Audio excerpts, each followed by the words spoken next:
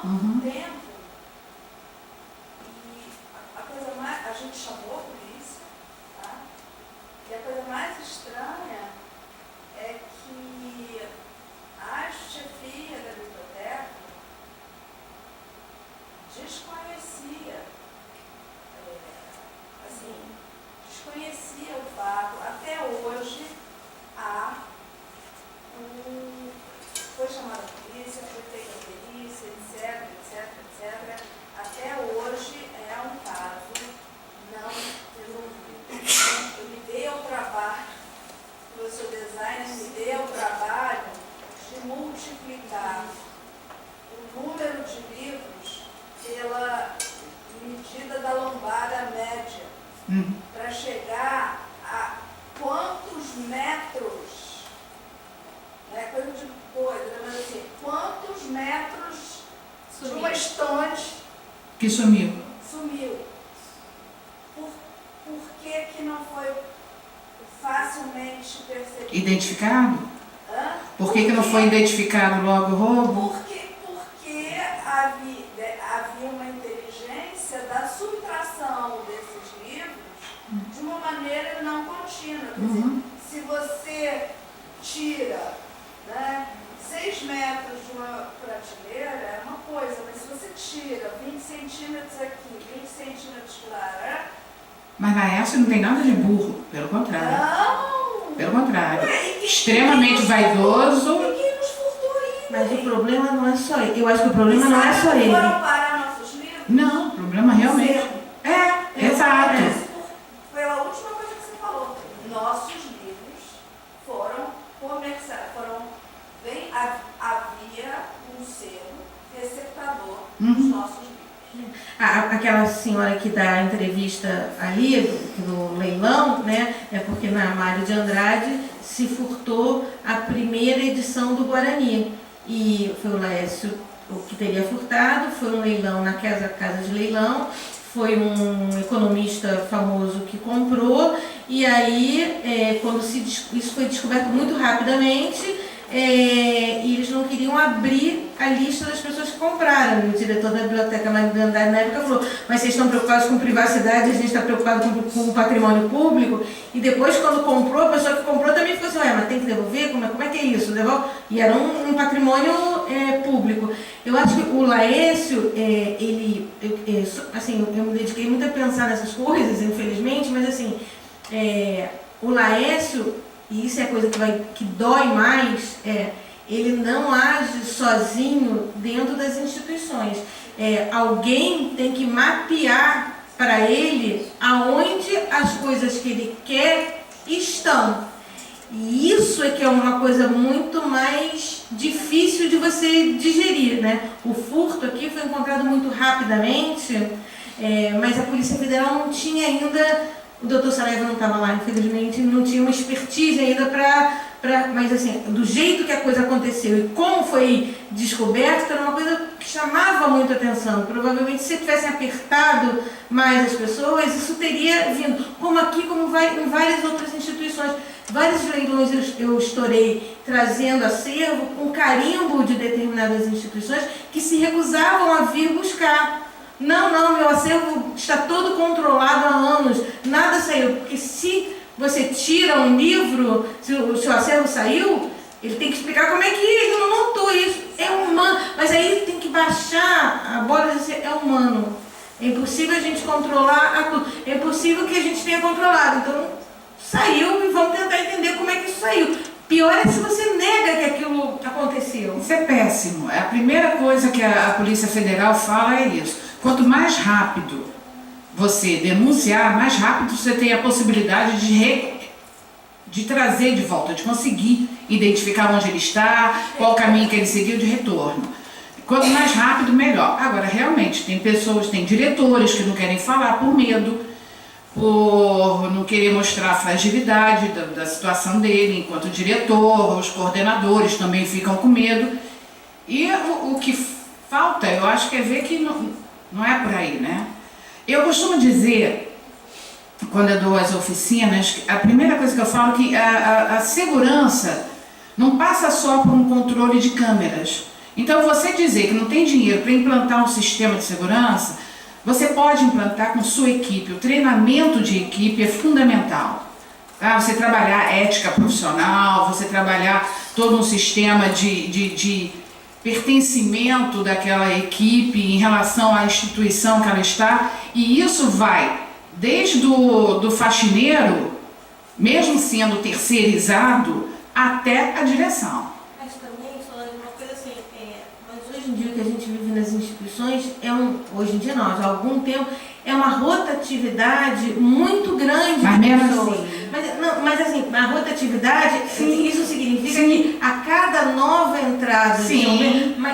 mas o problema, assim, de novo, eu não estou dizendo que as instituições não tenham que fazer isso. Sim, nós temos que fazer. Mas também não dá para a gente idealizar modos viventes e querer empurrar. Assim, não há pessoas para esse fluxo de entradas e saídas de pessoas que a gente consiga dar conta. Sim. Aqui se fez muitos manuais de como proceder e tenta-se transmitir isso o máximo possível. Mas quando você tira uma pessoa, querendo ou não, você quebra um elo da cadeia. E é muito difícil você ter outra pessoa ali que vai... Aí seria bom se você tivesse uma pessoa responsável. Mas essas pessoas mudam, Solange. O tempo, mas tudo bem. O que eu estou querendo dizer assim, é que também é muito frustrante quando a gente vai para um manual de como proceder, só que os manuais eles não se encaixam mais na nossa realidade. Sim. A realidade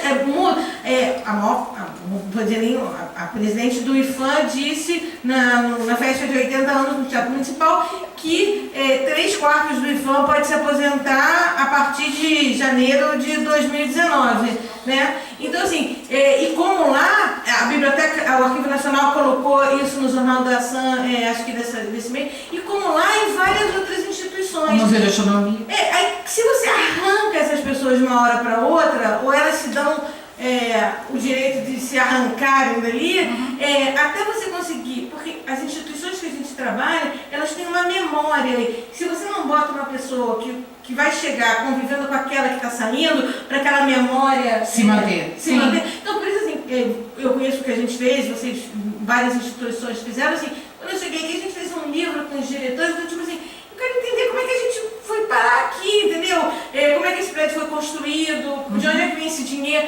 Para você, porque essa história institucional não existia. A próxima pessoa chegar, ler e vai tentando. Mas não é isso que a gente está vivendo, porque as pessoas estão se aposentando, você não está conseguindo colocar outras pessoas no lugar, e isso vai muito rapidamente. Então, o que às vezes eu fico muito angustiada é isso, assim, não é que a gente não sabe o que a gente tem que fazer, a gente sabe, a gente não tem como fazer.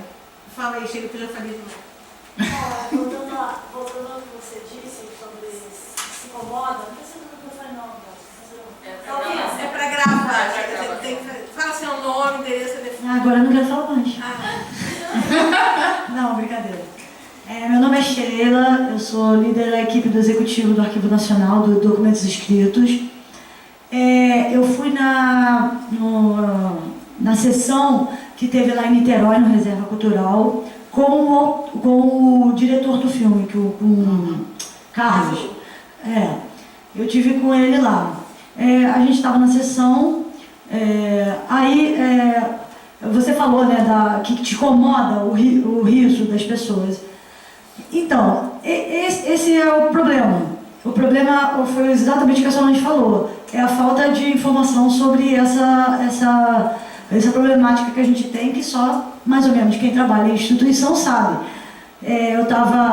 Aqui a gente está num ambiente que a gente está entre os nossos. Naquela estava numa sessão no cinema. Então as pessoas, como o diretor retratou, ele retratou a face do personagem, e não do fato das instituições e tal. E as pessoas corroboram, porque ele é carismático, ele é engraçado, e eu acho importante isso. A gente como servidores, profissionais ou servidores dessas instituições, tomar esses espaços também de debate. Como você, surpresa boa ter esse site do YouTube, que eu não sabia que tinha. E tem É várias uma pena. entrevistas. Não, é uma pena. Tipo assim, é uma pena. A senhora tá lá no CONAC, tipo assim, talvez o Arquivo Nacional não conheça. Isso, eu vou só dizer uma coisa, essa história do CONAC, que é uma coisa que assim, né, ao CONAC, a plenária do CONAC. Não, eu entendi. Não, mas eu vou fazer desculpa. uma declaração aqui. A plenária do CONAC, que são aqueles membros escolhidos ou eleitos, os representantes das instituições. Eu no CONAC represento a AMPUL, tenho dos arquivos municipais, estaduais, do Senado. E muitas vezes a gente não sabe do trabalho das câmaras setoriais e das câmaras técnicas. E eu sempre achei que na reunião que a gente faz, são 2 reuniões por mês, as câmaras também tinham que estar, porque era legal a gente ter uma troca. Eu posso não estar no grupo de segurança, mas acho que tem coisas que eu gostaria de debater e tal. E isso eu sempre falo lá, assim, né, porque quando a Solange falou da Câmara, eu falei, poxa, eu nem sabia que isso existia, mas Isso foi muito discutido lá na Câmara, né? Nós tivemos uma reunião específica para falar sobre o filme. Sim. Né? Então, teve uma discussão calorosa pelo grupo. Sem ver o filme, as pessoas não tinham visto o filme. Não tínhamos. Pois é, rapidinho, deixa eu só terminar meu coisa. Então eu falei com o diretor, a gente esteve lá fazendo um contraponto. Como a Bia está falando que foi no filme do rapaz fazer o contraponto, eu acho importante isso do seu site e da gente, talvez ter debate depois da coisa, porque a sociedade, o senso comum, né, fica encantada com o personagem. O que o diretor disse naquela sessão, ele disse que ele sabe de tudo isso, ele entende todo esse imbróglio de coisa, ele não romantiza isso, ele acha que o que o Laércio fez errado, mas ele quis focar em outra coisa, Sim. Que era todo o personagem, que era a obra de ficção, né, de arte dele. Ali a gente queria falar. Oi, boa tarde, Virgínia Guimarães, do IFAM. Não sei para qual das duas, mas talvez para a Bia. Sabe o que eu fiquei pensando aqui? Assim, onde que está o nosso ponto fraco para esses caras chegarem e fazerem o que ele faz? Esse cara, principalmente. Quer dizer, no caso do arquivo, foi o Laércio que roubou, quem foi? Mas ele não admite. Eu não admito, tudo bem. Mas aonde que você chegou a descobrir qual foi o ponto fraco? Você pode falar isso? Então tá, eu agradeço, porque você ficou com 3 estagiários do curso de Conservação e Restauração da Belas Artes, que trabalham comigo, devem ter outros. Eu fiz questão de hoje passar a tarde aqui, porque eu acho fundamental, eles vão ser futuros, talvez, trabalharem em acervos, e mais alguns que estão aí atrás, né? Não sei. É só para contar a sua história um pouco, porque para mim, então, eu não conheço a sua história. Então, é assim, primeiro,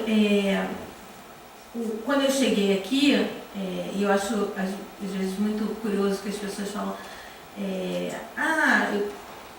tem poucas pessoas e tal. O arquivo, quando eu cheguei aqui, ele tinha 5 arquivistas, um cargo comissionado, uma doutora em ciência da informação e 3 outros arquivistas, e dessas 5 pessoas, 4 delas eram funcionários da casa. E o acervo era bastante descontrolado. E eu sempre brinco que eu fui uma historiadora que cheguei para a gente fazer o começo, um guia de fundos. E eu comecei a ter uma ideia de fazer um portal do Augusto Malta. Existia uma base de dados aqui, uma base do Malta aqui antiga, que tinha sido um dia da Eletrobras e tal, em um sistema completamente obsoleto. E aí eu me lembro que eu reuni todas as instituições do Rio de Janeiro que tinham Malta e falei, vamos mapear isso, vamos ver onde tem duplicatas e tal. Eu acho que assim, os furtos já vinham, isso levou muito tempo, Lígia, muito choro, muita terapia, muita dor. Assim, eu acho que os furtos já vinham acontecendo. E quando eu disse, eu vou mapear esse acervo aqui, eu vou fazer um guia de fundos, eu vou controlar o Malta, se forjou uma coisa maior, que se levou mais coisas do que, um pouco para tentar esconder, né? O furto acontece depois de um feriado de Corpus Christi. Eu nunca vou me esquecer, na quarta-feira a gente estava na Biblioteca Nacional com um delegado da Polícia Federal para um debate sobre salvaguarda de acervo público. Aí a gente tinha 2 dias de feriado, um jogo da Copa do Brasil no sábado e se voltaria na segunda-feira. A ordem aqui, quando eu cheguei, era: as salas com depósito só são abertas e fechadas por funcionários. Estagiários não podem abrir ou fechar os setores. Isso permanece até hoje, porque elas sabem que é assim. Uma pessoa que tomava conta do segundo andar da iconografia, fazia aniversário naquela quarta-feira, fizeram uma festa para ela e ela entregou o setor na mão de estagiários. E foi embora para casa. Coitado do estagiário. Não, isso é muito pior ainda. Na segunda-feira, quando eu cheguei, eu tinha uma reunião com alguém da biblioteca do consulado americano, e aí eu fui chamada no segundo andar, e como a gente estava com uma variação de temperatura do ar-condicionado, eu achei que tinha alguma coisa nos microfilmes que podiam ter melado. E quando eu cheguei lá, a história era: alguém pediu uma fotografia na quarta-feira e nós mostramos. Uma outra pessoa pediu a mesma fotografia hoje e nós não encontramos, aí não encontramos outra. Foi muito rápido a descoberta. E eu me lembro até que o prefeito César Maia disse a mim: eu vou mandar exonerar essas pessoas que descumpriram a sua ordem pelo bem do serviço público. Se exonerassem essas pessoas pelo bem do serviço público, eram pessoas que estavam prestes a se aposentar, e aqui ainda tem gente que conviveu com elas, essas pessoas teriam perdido toda a sua vida profissional e estariam impossibilitadas de fazer um novo concurso. Eu falei: prefeito, por favor, eu sou filha de funcionário.